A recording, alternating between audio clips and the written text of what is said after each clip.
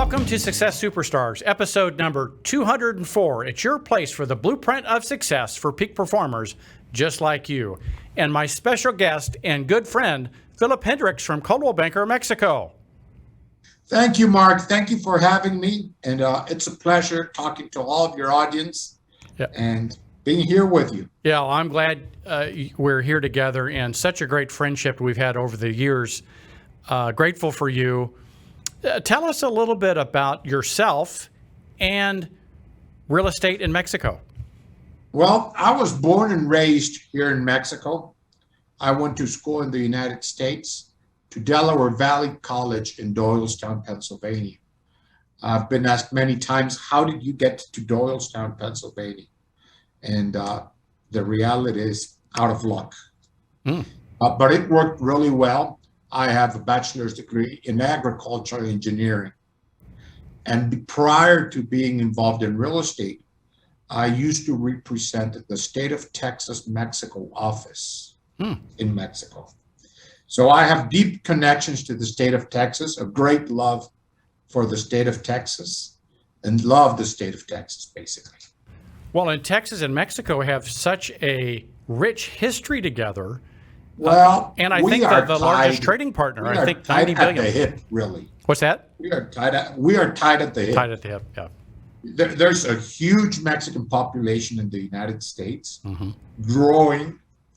And I think it's one of the places where that interaction has worked best, because you see how the Hispanic population that's in Texas has grown in all aspects of life, home ownership, economically, in political positions, in a bunch of things.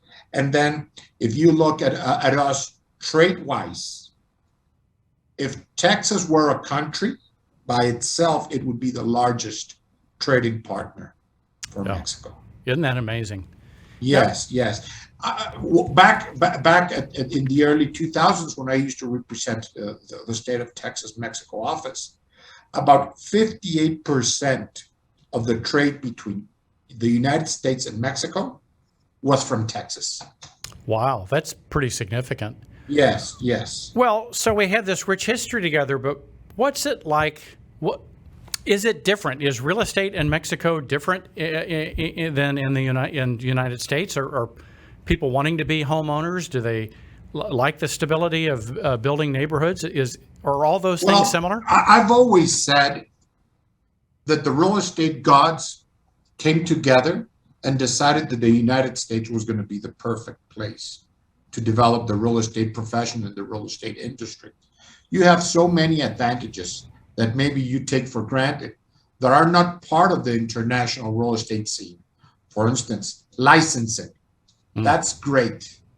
That establishes barriers of entry and barriers to change between brokerages. That's huge. Then you have the MLS. The MLS is, I think, the greatest asset that the industry can have, because you have real information. If you told me today how many homes were sold in 2021 in Mexico, I don't think there is one person in the whole country that could give you an exact number. And in the States, you might have, yes, we sold 6,352,000, and the average price was 275,000. And of those 6 million homes that were sold, 98% were financed. In Mexico, we don't have that. So that makes a huge difference to the size of the market, to the number of transactions, and to the ease that those transactions can occur.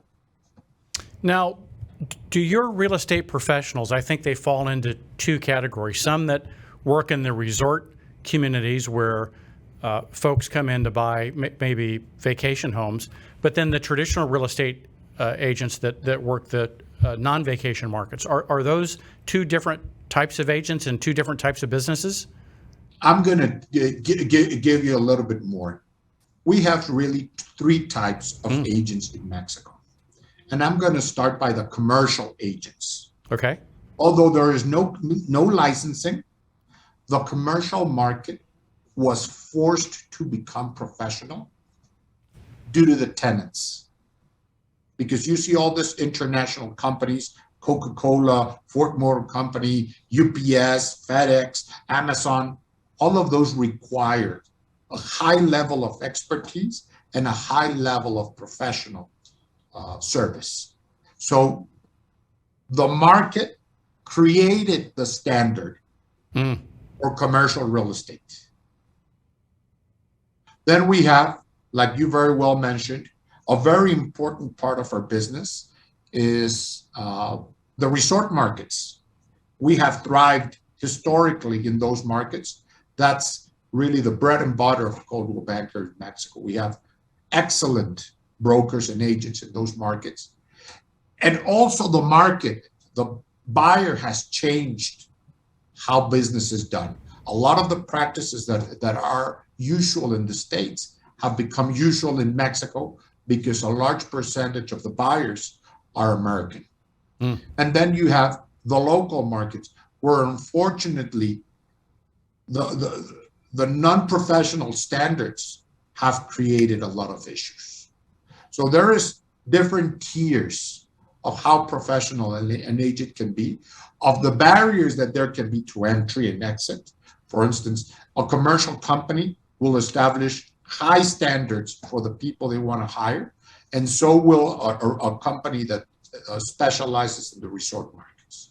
Right. So creating your own standards and own barriers have been a secret to your success.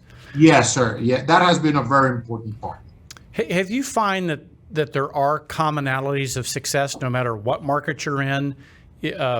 Personal drive, being resourceful, building rapport with your clients. Are those things all common no matter where we do business? I think those are universal qualities. I think those are universal qualities, not only for real estate, but for any sales profession.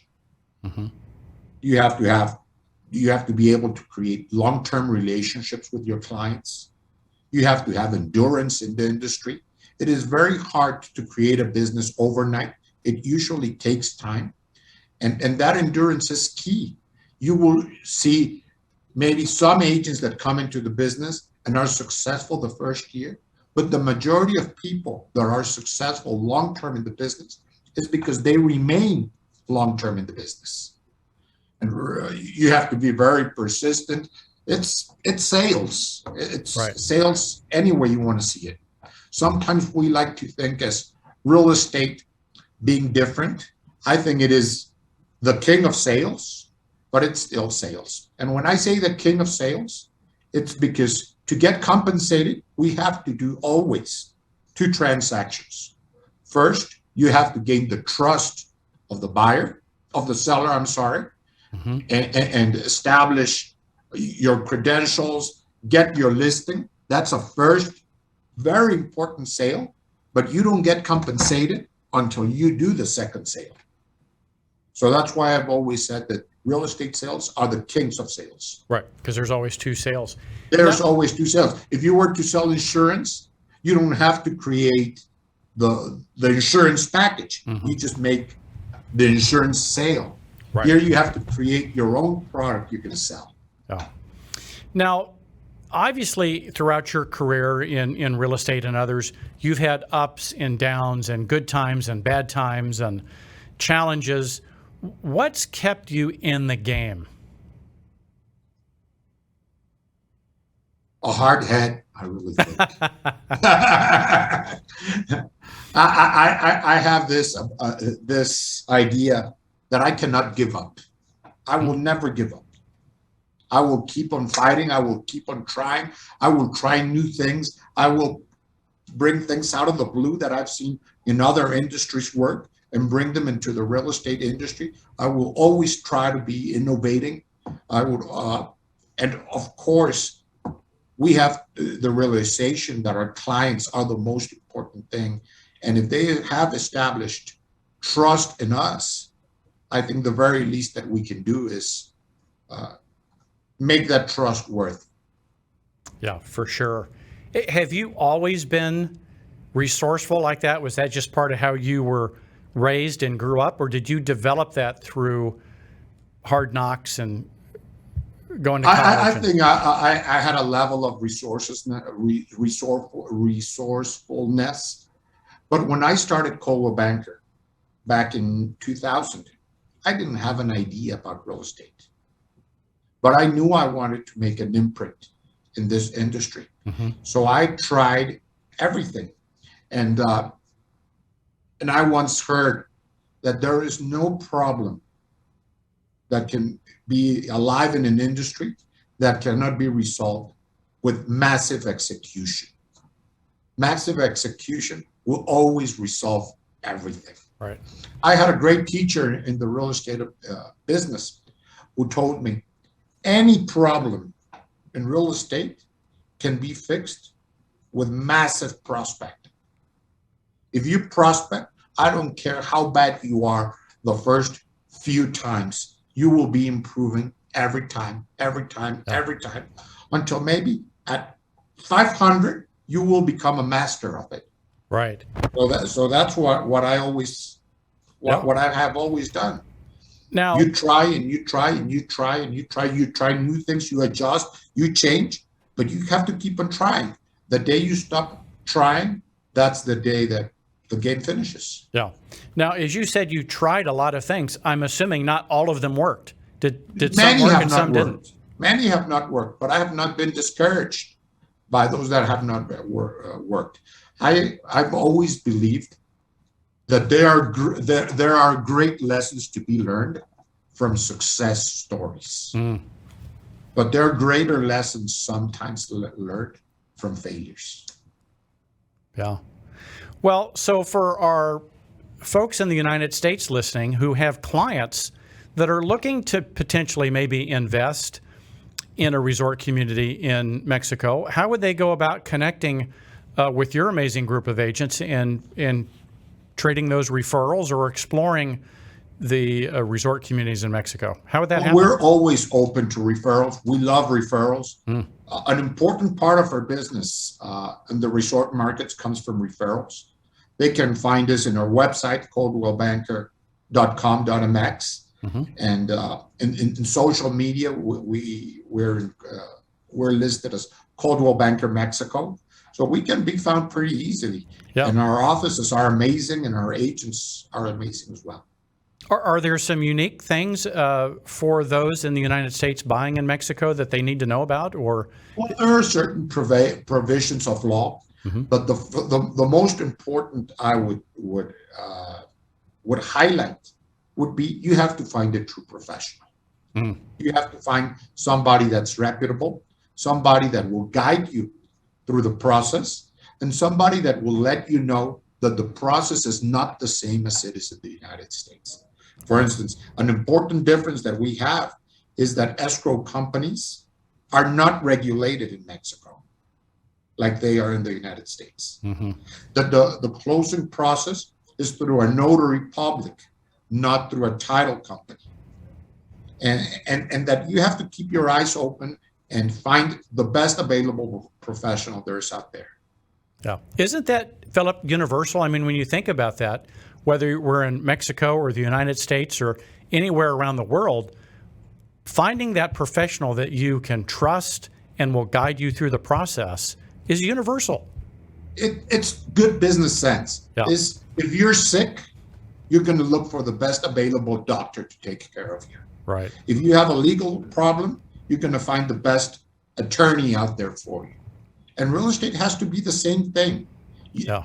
I've always said, for 99% of all of us mortal people, purchasing our home is our most important investment in our lifetime. Find a good outlet. Yeah. Find somebody that will be able to guide you through the process, and find somebody that will be able to take you home. Well, and I know you work with many of them, and so do I. And so I'm so blessed that you took the time to join us today on this episode, and grateful for you. And thanks for sharing with our audience today. Well, thank you, Mark. You know, I hold a good place for our friendship in my heart. Yeah. I value it tremendously. I'm very grateful for this opportunity and would like to wish your audience the best for the upcoming year. And I think that if we have learned something during the last 20 months, it is that health is the golden trophy. Yeah, for sure. Health and relationships like we've developed and connection. Yes, sir. Yeah. Yes, sir.